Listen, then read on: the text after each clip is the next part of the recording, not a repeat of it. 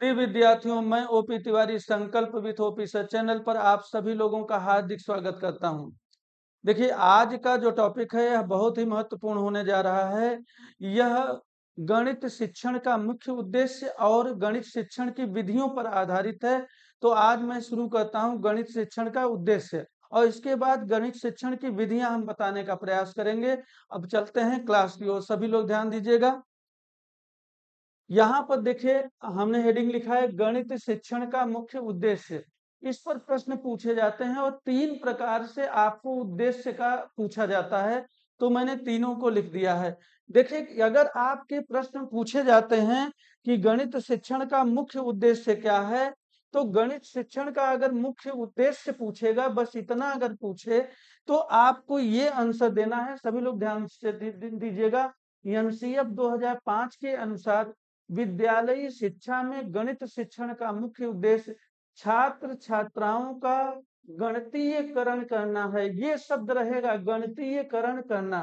गणितीयकरण करना एनसीएफ 2005 में दिया गया है। उसके अनुसार कहा गया है कि विद्यालयी शिक्षा में गणित शिक्षण का जो मुख्य उद्देश्य है वह छात्र छात्राओं का गणितीयकरण करना है। तो आपने समझ लिया, गणित शिक्षण का मुख्य उद्देश्य अगर पूछे तब ये आपको आंसर देना है।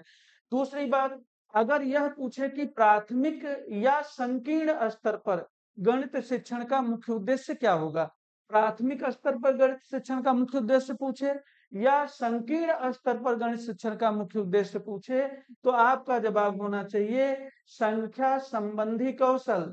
संख्या संबंधी कौशल, माप तौल की अवधारणा एवं गणितीय संक्रिया का विकास करना। इनमें से कोई एक दे देगा या सभी दे देगा।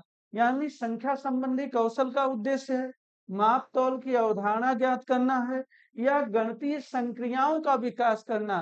गणितीय संक्रिया का मतलब संक्रिया होता है, 4 होते हैं गणितीय संक्रिया, यानी गुणा भाग जोड़ घटाना।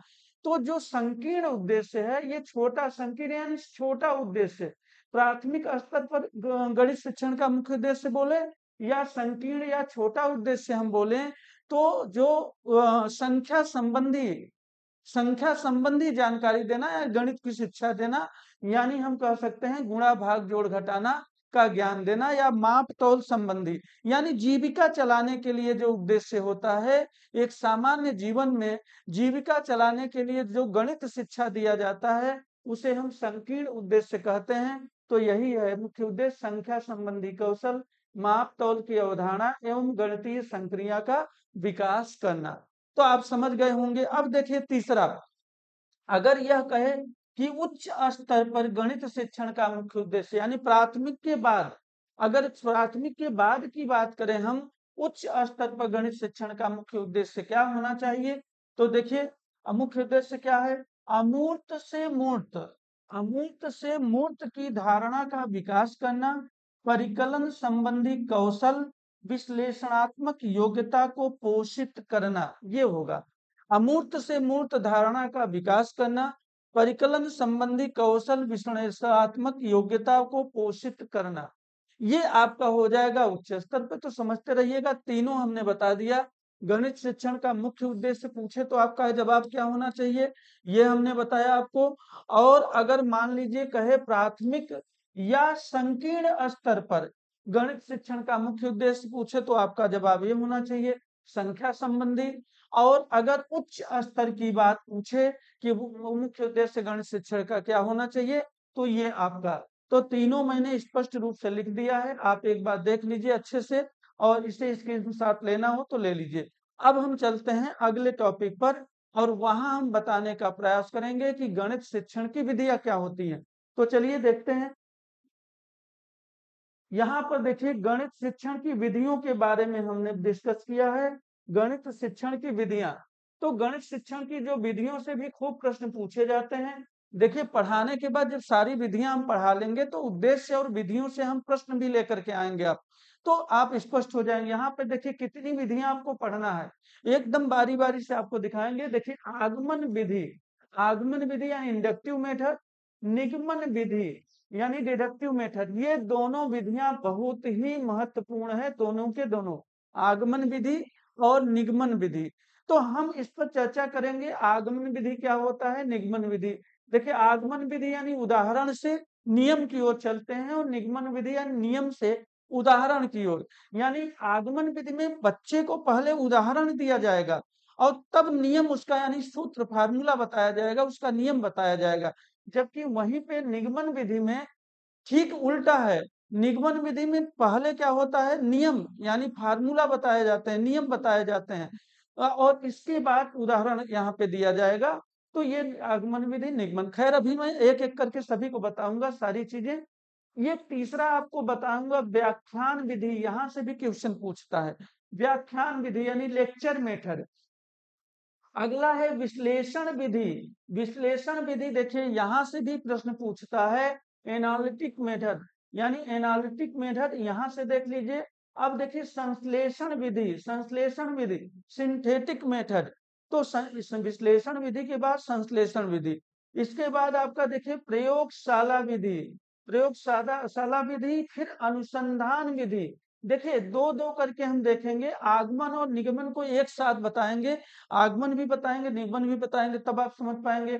व्याख्यान विधि, विश्लेषण विधि, एक व्याख्यान विधि आपको सिखा दें, फिर विश्लेषण और संश्लेषण को एक साथ देखिएगा, लगभग एक साथ देखेंगे तो ज्यादा समझ में आएगा। प्रयोगशाला विधि और अनुसंधान विधि एक साथ आपको दिखाएंगे, फिर समस्या समाधान विधि और प्रयोजन विधि और विचार विमर्श विधि, ये तीनों विधियां आपकी हो गई। तो कुल मिलाकर के कितनी विधियां हैं, 10 विधियां आपको पढ़ना है। तो ये 10 विधियां पढ़ना है, इसी में से सारे प्रश्न आते हैं और ये बहुत ही महत्वपूर्ण है। हम चलते हैं एक एक करके देखेंगे आगमन और निगमन विधि। आज जो मैं क्लास लूंगा वो आगमन विधि और निगमन विधि, इसके बाद कल की क्लास उसके आगे की होगी। तो आज हम समझाएंगे आपको आगमन विधि और निगमन विधि। सभी लोग देखें यहाँ पर, चलिए देखते हैं आगमन विधि क्या है। देखिए कुछ ज्यादा नहीं है, अच्छे से समझिएगा, सारी चीजें कर लेंगे। जितने प्रश्न पूछते हैं मैंने सभी को इसमें डाल दिया है। देखिए आगमन विधि, आगमन विधि यानी इंडक्टिव मेथड, इंडक्टिव मेथड। देखिए क्या होता है, पहले तो इसमें शिक्षण सूत्र जान लीजिए क्या होते हैं। ये 3 शिक्षण सूत्र होते हैं, तीनों को अच्छे से समझ लीजिए आगमन विधि के। यहाँ पे देखिए उदाहरण से नियम की ओर, उदाहरण से नियम की ओर। अच्छा यहाँ यानी बच्चे को पहले तो उदाहरण दिया जाएगा और फिर उसका फार्मूला बताया जाएगा बाद में। उसके 4 स्टेप होते हैं, अभी हम बाद में आपको बताते हैं आगे। यहाँ इतना समझिए, शिक्षण सूत्र पहला जो है वह क्या है, उदाहरण से नियम की ओर। उदाहरण दिया जाएगा सबसे पहले और तब नियम बताया जाएगा। यहाँ देखिए विशेष से सामान्य की ओर, पहले विशेष होगा तब सामान्य की ओर। देखिए उदाहरण को ही विशेष बोला जाता है। तो उदाहरण यानी विशेष चीज, कोई विशेष चीज देंगे यानी उदाहरण देंगे, और तब सामान्य प्रक्रिया में चलेंगे यानी उसका सामान्य एक नियम बना लेंगे, यानी फार्मूला बना लेंगे। तो विशेष से सामान्य की ओर, उस स्थूल से सूक्ष्म की ओर। यानी स्थूल, उदाहरण आपने दिया तो स्थूल है, बड़ा है, यानी बड़ी चीजें आपने दे दिया, और फिर एक छोटा सा उसका फार्मूला बता लेंगे। पहले आप स्थूल यानी बड़ी चीजों से समझाते हैं, स्थूल यानी पूरी स्टेप बाय स्टेप पूरा समझाएंगे कैसे हम निकालेंगे। इसके बाद सूक्ष्म की ओर यानी फार्मूला आप बना लेंगे, सूक्ष्म की ओर चलते हैं। ये 3 शिक्षण सूत्र हैं। तो देखिए एक बात और बता दें, अभी हम आगे आपको निगमन पढ़ाएंगे, यहाँ पे जरा समझ लीजिए।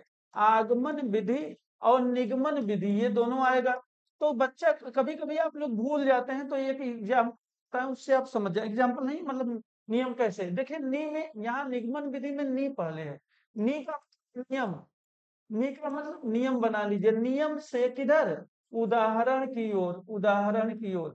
अच्छा जब इसमें नियम से उदाहरण की ओर चलेंगे तो आगमन में हम क्या करेंगे, उदाहरण से क्या हो जाएगा, उदाहरण से नियम की ओर, ठीक उल्टा होता है, उदाहरण से नियम की ओर। निगमन ध्यान रखिएगा, निगमन नि है पहले, तो नियम से उदाहरण की ओर, और तब फिर उसका उल्टा आगमन यानी उदाहरण से नियम की ओर। तो याद रखने के लिए मैंने कहा, चूंकि आप लोग अक्सर भूल जाते हैं, तो ऐसे आप याद रखिएगा, तो ध्यान रखिएगा। चलिए मैं क्या बोल रहा था, 3 आपके शिक्षण सूत्र हैं, इसको देख लीजिएगा। उदाहरण से नियम की ओर, विशेष से सामान्य की ओर, स्थूल से सूक्ष्म की ओर।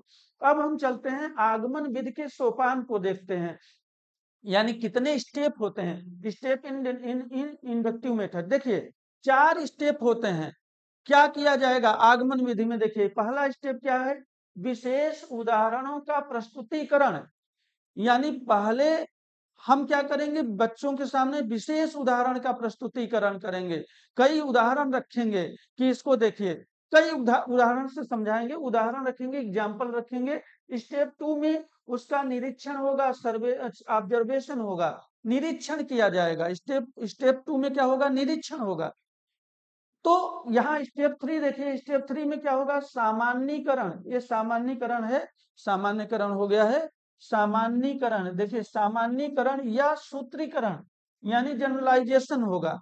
इसका सामान्य यानी इसमें फार्मूला बन जाएगा। देखिए यहाँ तो हम एग्जाम्पल दिए, कोई सवाल दिया, एग्जाम्पल के रूप में कोई मैंने क्वेश्चन दिया, उस क्वेश्चन को पहले तो डिटेल में हल किया गया, डिटेल में कई स्टेप हल किए गए, उससे कुछ निरीक्षण किया गया, ऑब्जर्वेशन उसमें किया गया कि होता क्या है। तो मान लीजिए कुछ स्टेप आपको मिले तो आपने यह जाना कि ये ऐसा करने पर ऐसा होता है। तो अब आपने एक सूत्र बनाया, एक ने सामान्यीकरण कर दिया, यानी उसका सूत्र बना लिया कि कोई भी चीज ऐसा होगा तो हम यही करेंगे। अब ऐसा बना तो लिया, लेकिन अब चौथे स्टेप में क्या करेंगे, उसका परीक्षण करेंगे। यानी कई क्वेश्चनों पर अप्लाई करके चेक करेंगे कि सब में लागू होता है, परीक्षण करेंगे, और परीक्षण करने के बाद हम सत्यापन कर देंगे। यानी टेस्टिंग करने के बाद हम टेस्ट करेंगे उसका कई क्वेश्चनों पर, और फिर वेरिफिकेशन कर देंगे कि ये सही है। तो स्टेप 4 यानी स्टेप 1, स्टेप 2, स्टेप 3, स्टेप 4। तो आपसे अगर पूछा जाए कि आगमन विधि के कितने स्टेप हैं, कितने सोपान हैं, तो आप कहेंगे 4 होते हैं। और चारों में क्या होते हैं, स्टेप 1 में विशेष उदाहरणों का प्रस्तुतिकरण, स्टेप 2 में निरीक्षण है, ऑब्जर्वेशन है, स्टेप 3 में देखिए सामान्यीकरण या सूत्रीकरण है, और स्टेप 4 में क्या है, परीक्षण और सत्यापन। यानी हम उसका परीक्षण करेंगे और फिर सत्यापित कर देंगे, यानी यही सत्य है, उसे वो जो है वेरिफिकेशन कर देंगे। तो ये आप 4 स्टेप आपने देखा। तो अब हम चलते हैं इसके आगे, सभी लोग देखें। यहाँ पर देखिए इसके गुण और दोष को भी हम देख लें तो ये हमारा पूरा हो जाएगा आगमन विधि। चलिए देखते हैं उसके गुण क्या है, आगमन विधि के गुण क्या है। यह मनोवैज्ञानिक विधि है, पहले तो ये जान लीजिए कि यह एक मनोवैज्ञानिक विधि है। दूसरी बात क्या है, इस विधि द्वारा प्राप्त ज्ञान स्पष्ट व अस्थायी होता है, स्पष्ट होता है। आपने डिटेल में कोई सवाल लगाया, उदाहरण आपको दिया गया, उदाहरण के बाद आपने पूरा डिटेल, आपको फार्मूला नहीं पता, अभी डिटेल आप चीजों को लगा रहे हैं। तो पहली बात तो मनोवैज्ञानिक है, आपने पूरा मन से करके मनोवैज्ञानिक विधि है। दूसरी बात ये क्या है, स्पष्ट है, निश्चित है, इसमें कोई प्रकार का शंका नहीं है, स्पष्ट है। और वह इससे जो ज्ञान प्राप्त होता है वह अस्थायी होता है। इसीलिए कहा जाता है किसी क्वेश्चन को अगर डिटेल में बता दिया जाए तो वह आपको अस्थायी ज्ञान प्राप्त होगा, एकदम अस्थायी तो हो जाएगा और स्पष्ट हो जाएगा, उसमें ये नहीं रहेगा कि कैसे आ गया। तो स्पष्ट होता है और अस्थायी होता है। छोटी कक्षाओं का मतलब होता है जैसे प्राइमरी की कक्षाओं में, यानी 1 2 3 4 5 5 तक की कक्षाओं को छोटी कक्षा कहा जाएगा। 5 से ऊपर यानी 6 7 8 9 10 11 12 ये सब कक्षाएं उच्च कक्षाएं। तो जो प्राथमिक कक्षाएं होती हैं यानी छोटी कक्षाओं के शिक्षण में यह अत्यंत उपयोगी होती है। अत्यंत क्या होता है, उपयोगी होती है। छोटी कक्षाओं में बच्चे पहले ही फार्मूला बता देंगे तो नष्ट नहीं समझ पाएंगे कि ये कहाँ से आया, उनको एग्जाम दे करके धीरे धीरे सारी चीजें समझाना पड़ेगा कि कैसे आया कैसे आया डिटेल में। बाद में फिर जो है वो सामान्यकरण कर लेंगे। उच्च कक्षाओं में फिर आप उस मेथड से यानी निगमन विधि से भी पढ़ा सकते हैं, लेकिन छोटी कक्षाओं में आगमन विधि ज्यादा उपयोगी है। दूसरी बात, बालकों में गणित के प्रति रुचि एवं उत्सुकता बनी रहती है। ध्यान से देखिएगा, जब हम आगमन विधि से पढ़ाते हैं तो बच्चों में रुचि उत्पन्न होती है, रुचि बनी होती है और उत्सुकता बनी रहती है कि आगे क्या होगा, कैसे होगा, कैसे होगा, क्यों होगा, सारी चीजें होती रहती है। यानी आप बच्चों में रुचि और उत्सुकता बनी रहती है अंत तक। तो देखिए अब इसके कुछ दोष भी होते हैं, फाल्ट होते हैं, तो इसको हम देख लेते हैं कि दोष क्या है। देखिए अच्छा दोष क्या है, मुख्य रूप से 2 दोष। इस विधि के शिक्षण में समय व परिश्रम अधिक लगता है। देखिए कोई चीज डिटेल में बताएंगे, स्टेप बाय स्टेप बताएंगे, निश्चित रूप से समय अधिक लगेगा। समय अधिक लगेगा तो परिश्रम भी अधिक लगेगा। भाई परिश्रम अधिक लगेगा, अधिक मेहनत करेगा, समय अधिक लगेगा, तो समय भी अधिक लगता है, परिश्रम भी अधिक लगता है। दूसरी बात, उच्च कक्षाओं में यह उतनी उपयोगी नहीं। देखिए, उच्च कक्षाओं में यह उतनी उपयोगी नहीं है, बात सही है। क्यों? क्योंकि उच्च कक्षा में जब हम इस विधि से पढ़ाने लगेंगे, तो हम समय पर सिलेबस को ही नहीं पूरा कर पाएंगे, क्योंकि उच्च कक्षाओं में सिलेबस बड़ा होता है। और जब सिलेबस बड़ा होता है और एक एक ट्यूशन को हम इस मेथड से समझाएंगे, एग्जाम्पल दे दे करके धीरे धीरे, तो फिर हम समय पर सिलेबस को पूरा नहीं कर पाएंगे। इसीलिए उच्च कक्षाओं में आगमन विधि उतनी उपयोगी नहीं होती है। हाँ, जहाँ बच्चा नहीं समझ पा रहा है या कहीं पे दिक्कत है, डाउट है, वहां हम समझा दिए। यानी सारे क्वेश्चन को हम इस मेथड से नहीं समझा सकते उच्च कक्षाओं में। लेकिन निम्न कक्षाओं में, यानी छोटी कक्षाओं में, प्राइमरी जैसे कक्षाओं में हम इसी विधि का प्रयोग ज्यादा करेंगे और इसी विधि से बच्चे सीखेंगे। तो आप समझ गए होंगे। अभी आपने देखना आगमन विधि, आगमन विधि के आपने गुण को भी देख लिया और दोष को भी देख लिया। तो चलिए चलते हैं, अब हम निगमन विधि में देखते हैं कि निगमन विधि में क्या है। चलिए देखिए, देखिए जितना आपको दे दे रहा हूं, इतना करने के बाद एक भी प्रश्न आपका नहीं जाएगा, बल्कि इसको आप कायदे से देख लीजिए। इसको अगर सही से आप पढ़ लेते हैं तो एक भी क्वेश्चन यहाँ से जाएगा नहीं। मैंने सारी बातों को लिख दिया है, चेक कर सकते हैं। किताब पहले क्वेश्चन पूछे गए, वहां से आप देखिएगा, सारे क्वेश्चन आप कर लेंगे। देखिए निगमन विधि, अभी हमने बताया निगमन विधि यानी डिडक्टिव मेथड। नी यानी नियम, नी यानी नियम, नियम से किधर, उदाहरण की ओर। तो देखिए, यह विधि आगमन विधि का ठीक विपरीत होता है। ये क्वेश्चन भी पूछा गया है, विपरीत होता है लेकिन विरोधी नहीं होता। तो आगमन विधि, निगमन विधि, ध्यान से देखिएगा, निगमन विधि आगमन विधि का ठीक विपरीत होता है, किंतु विरोधी नहीं। विरोधी का मतलब देखिए मैंने लिख दिया है, विरोधी का मतलब यह हुआ कि जहां आगमन विधि का प्रयोग हो वहां निगमन विधि का प्रयोग न हो। ऐसा तो है नहीं। विरोधी का मतलब तो यह हुआ कि जहां आगमन विधि का प्रयोग हो वहां निगमन विधि का प्रयोग न हो। जबकि आप जानते हैं कि गणित शिक्षण में हम आगमन विधि का भी प्रयोग कर सकते हैं और निगमन विधि का भी प्रयोग कर सकते हैं, और गणित को हम दोनों विधियों से पढ़ाते हैं। अलग अलग कक्षाओं में क्या पढ़ाना जरूरी है उस विधि से हम पढ़ाते हैं। हम चाहें तो दोनों विधियों से पढ़ा सकते हैं। तो यानी आगमन विधि का प्रयोग भी होता है और निगमन विधि का प्रयोग भी होता है। इसलिए यह विरोधी नहीं कह सकते, आप ध्यान रखिएगा, विरोधी आप नहीं कह सकते, लेकिन विपरीत होता है, यानी उल्टा होता है, विपरीत होता है, अपोजिट होता है, लेकिन विरोधी नहीं होता। निगमन विधि का प्रयोग न हो, जबकि गणित के प्रश्न को आगमन और निगमन दोनों विधियों से हल किया जा सकता है। तो आप इस बात को समझते रहिए। अब चलते हैं, हम शिक्षण सूत्र देखते हैं। देखिए यहाँ भी 3 शिक्षण सूत्र है जो मुख्य रूप से इंपॉर्टेंट है। नियम से उदाहरण की ओर, यानी नियम से उदाहरण की ओर। पहले हम नियम देते हैं, हम बच्चे को फार्मूला देंगे, समझाएंगे, नियम बताएंगे उसके विषय में सारी चीजें, फिर एग्जाम्पल उस पर 4-5 सवाल दे देंगे। देखिए आप लोगों को हम बड़ी कक्षाओं में जब पढ़ाते हैं तो आप लोग देखते होंगे, जैसे एसएससी की कक्षाओं को, बैंक, रेलवे, इन कक्षाओं के या सुपर टेट वगैरह की कक्षाओं को भी पढ़ाया जाता है। तो पहले हम लोग नियम बता देते हैं, यानी एग्जाम्पल और नियम सब बता दिए, रूल बता दिए और फार्मूला बता दिए, और फिर उस पर 4-5 सवाल लगवा दिए। आपने देखा कि यहाँ से फिर दूसरा बताए, फिर दूसरे पे 4-5 सवाल लगवा दिए। यानी यह है नियम से उदाहरण की ओर। सामान्य से विशेष की ओर, यही चीज है सामान्य। सामान्य का मतलब जो सामान्य चीजें हैं बता दिया आपको, यानी नियम बता दिया, फार्मूला बता दिए, सामान्य चीजें हैं। आपको विशेष यानी क्वेश्चन, यानी एग्जाम्पल हमने दिया, सामान्य से विशेष की ओर हमने चला। फिर सूक्ष्म से स्थूल की ओर, सूक्ष्म से स्थूल की ओर, यानी सूक्ष्म यानी छोटी चीज हमने क्या है, नियम है और फार्मूला है, उसको बता दिया। और स्थूल यानी फिर बड़े बड़े एग्जाम्पल आपको बता दिए, ये हो गया। यानी देखिए आपने देखा होगा यहाँ ठीक उल्टा, यानी आगमन विधि अभी आपने पढ़ा, वहां क्या था, उदाहरण से नियम की ओर, विशेष से सामान्य की ओर, स्थूल से सूक्ष्म की ओर। लेकिन निगमन विधि में ठीक उल्टा, यानी नियम से उदाहरण की ओर, सामान्य से विशेष की ओर, सूक्ष्म से स्थूल की ओर। तो यह उल्टा है, विपरीत है, अपोजिट है, लेकिन विरोधी नहीं है। और विरोधी का मतलब क्या होता है मैंने लिख दिया है, ध्यान से देख लीजिएगा। ये हो गया। अब इसके कुछ गुण और दोष हम बताने जा रहे हैं। अच्छा, कुछ इसमें इसमें कुछ और भी चीजें हैं जो हमने पॉइंट वाइज करके लिखा है, तो उसको भी आप देख लीजिए, सभी लोग देखें। जहां से सवाल पूछता है लगभग सारी चीजों को मैंने लिख दिया है। देखिए इस विधि का प्रयोग उच्च कक्षाओं के शिक्षण में किया जाता है। उच्च कक्षाओं के भी शिक्षण में किया जाता है, यानी प्राइमरी में नहीं किया जाता, छोटी कक्षाओं में नहीं। इस विधि का प्रयोग मुख्यतः बीजगणित, रेखा गणित तथा त्रिकोणमिति के प्रश्नों को हल करने में किया जाता है।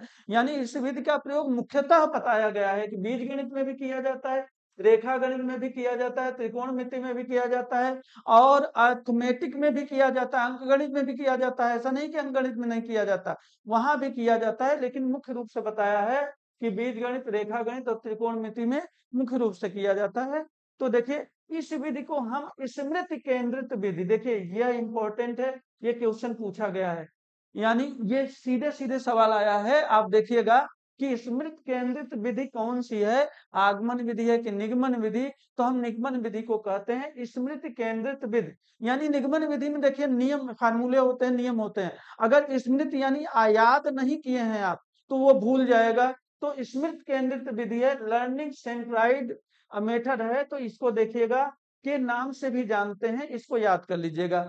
इसके बाद जब समय का अभाव हो तो उस स्थिति में, उस नहीं है उस स्थिति में इस विधि का प्रयोग करना अच्छा होता है। यानी कि ध्यान से देखिए, जब समय का अभाव है, समय आपके पास ज्यादा नहीं है और कोर्स को पूरा करना है, सिलेबस को पूरा करना है, तब आप आगमन विधि से नहीं हल कर सकते। आप आगमन विधि पढ़ाएंगे तो बहुत समय लगेगा, तब आप निगमन विधि का ही प्रयोग करेंगे और यही सही मेथड है। दूसरा देखिए, अब इसके हम कुछ गुण देख लेते हैं। गुण देखिए, गुण में भी वही चीजें हैं, समय कम लगता है, यानी इस मेथड से समय कम लगता है, कम लगता है, ध्यान से देखिए, तथा परिश्रम भी कम लगता है, परिश्रम भी कम लगता है और समय भी। भाई आपको फार्मूला पता है, नियम पता है, तो जल्दी से आपने सवाल को लगा लिया तो परिश्रम भी कम लगा और समय भी कम लगा। दूसरा देखिए क्या है, इस विधि के प्रयोग से गणित का कार्य अत्यंत सरल वह सुविधाजनक हो जाता है। यानी गणित का जो कार्य है वह अत्यंत सरल हो जाता है और सुविधाजनक भी हो जाता है। भाई नियम पता है और फार्मूले पता है तो सरल भी हो जाएगा और सुविधाजनक भी हो जाएगा। यानी उच्च कक्षाओं के शिक्षण में यह विधि अत्यंत उपयोगी है। कहाँ? उच्च कक्षाओं में। तो उच्च कक्षाओं में हमने बताया कि आप समय पर सिलेबस ही नहीं पूरा कर पाएंगे अगर इस विधि से नहीं पढ़ाएंगे, तो वहां निगमन विधि का ही प्रयोग होता है, उसमें अत्यंत उपयोगी है। स्मरण शक्ति, अगर आपको नियम बताया जाएगा, फार्मूला बताया जाएगा तो उसको याद करना होगा, रटना होगा, तो आपकी स्मरण शक्ति निश्चित रूप से तेज होगी। तो स्मरण शक्ति का विकास होता है, एक तो ये भी गुण है। अभ्यास कार्य तीव्र होता है, आपको अभ्यास करना है, आपको अभ्यास करना है तो तेजी से कर लेंगे। 50 क्वेश्चनों का अभ्यास करना है, नियम पता है, फार्मूला पता है, जल्दी से हल कर लेंगे, सारी चीजों का अभ्यास कर लेंगे। वहीं आप नियम इस विधि से नहीं करेंगे तो समय ज्यादा लगेगा। तो चलिए देखते हैं अगला। देखिए यहाँ पे दोष, सभी लोग देखें, फिर देखिए दोष दिया गया है, दोष दिया गया है। देखिए यहाँ पर भी, यह विधि रटने, चूंकि यह फार्मूला है और नियम है तो रटने की प्रवृत्ति पर जोर देता है, अतः यह गणित शिक्षण में उचित नहीं है। देखिए शिक्षण में ही रटने को का विरोध किया गया है, यानी बच्चे को रटने का विरोध किया गया। रटना, स्मरण करना नहीं होना चाहिए, लेकिन इस विधि में रटने की प्रवृत्ति पर जोर दिया गया है। यानी भाई अगर फार्मूला और नियम बताएंगे तो निश्चित रूप से आप उसको स्मरण करेंगे, याद करेंगे, यानी रटेंगे। तो यह गणित शिक्षण के लिए उचित नहीं है, यह इसका दोष है। अब फिर देखिए, इस विधि द्वारा प्राप्त ज्ञान अस्पष्ट होता है एवं अस्थायी होता है। देखिए जैसे किसी बालक को आपने नियम बताया और फार्मूला बता दिया और इसके बाद सवाल को बता दिया तो यह स्पष्ट है, वह पूरी तरह स्पष्टता नहीं है। कैसे आ गया? फार्मूला तो लगा दिया, क्वेश्चन आ जा रहा है, लेकिन स्पष्ट नहीं है कि कैसे आया, क्योंकि वह पूरी विधियों को जाना नहीं। दूसरी बात, अस्थायी होता है। अगर फार्मूला लगा के सवाल को लगा लिया, कुछ समय तब रहेगा, लेकिन अगर आप बार बार रिवीजन नहीं करेंगे तो वह अस्थायी है, चला जाएगा, भूल जाएगा। इसीलिए भूलते बहुत ज्यादा हैं बच्चे। तो इसीलिए जो अच्छी विधि यानी छोटी कक्षाओं में आगमन विधि से इसीलिए पढ़ाया जाता है कि पहले आगमन विधि से आप अच्छी तरह जान लेंगे, डिटेल जान लेंगे, विधि से उच्च कक्षाओं में पढ़ेंगे तो दोनों को मिलाकर जब पढ़ाया जाता है तो चीजें स्थायी रहती हैं और समय भी कम लगेगा, क्योंकि निगमन विधि से आप हल करेंगे। तो ये बातें हो जाती हैं। तो देखिए अस्पष्ट एवं अस्थायी होता है। इस विधि में बालक यंत्रवत कार्य करता है, क्योंकि उसे यह पता नहीं होता कि वह अमुक सूत्र का ही प्रयोग क्यों करा। यानी इस विधि में बालक मशीन की तरह काम करता है। जैसे मशीन है, कोई चीज डाल दिया तो हो गया, क्यों हो रहा है कैसे हो रहा है ये नहीं, मतलब बस मशीन में कर दिया हो गया। तो बालक एक मशीन की तरह कार्य करता है, उसे फार्मूला याद है, नियम याद है, वह सवाल लगाता जा रहा है। अमुक सूत्र यानी वह सूत्र उसने क्यों प्रयोग किया इसमें, यह उसे पता नहीं है। छोटी कक्षाओं के लिए अनुपयोगी यह विधि जो है ये निगमन विधि छोटी कक्षाओं के लिए अनुपयोगी है। छोटी कक्षाओं में बच्चे इसे सीख नहीं पाएंगे। तो आज आपने क्या देखा, यानी उद्देश्य देखा। शिक्षण, गणित शिक्षण का मुख्य उद्देश्य क्या होता है, मैंने मुख्य रूप से 3 तरह से पूछा जाता है, बता दिया आपको। दूसरी बात मैंने क्या बताया, आगमन विधि शिक्षण विधियां में, गणित शिक्षण की विधियों में मैंने आगमन विधि और निगमन विधि ये दोनों आपको करा दिया है। आगे की विधियां मैं कल कराऊंगा, तो ध्यान रखिएगा। यह बहुत ही महत्वपूर्ण क्लास था और इसको आप लोग खूब शेयर करिएगा और इस पे लाइक कमेंट जरूर करिएगा अगर आपको अच्छा लगा हो। आपके लिए बहुत ही महत्वपूर्ण है। एक बार नहीं, 2-2 3 बार पढ़िएगा और इस पर क्वेश्चन को हल करिएगा। मैं जब सारी विधियों को पढ़ा लूंगा तब फिर मैं इस पे क्वेश्चंस भी करवाऊंगा, यह ध्यान रखिएगा। चलिए इसी के साथ क्लास को मैं एंड करता हूँ, समाप्त करता हूँ। धन्यवाद।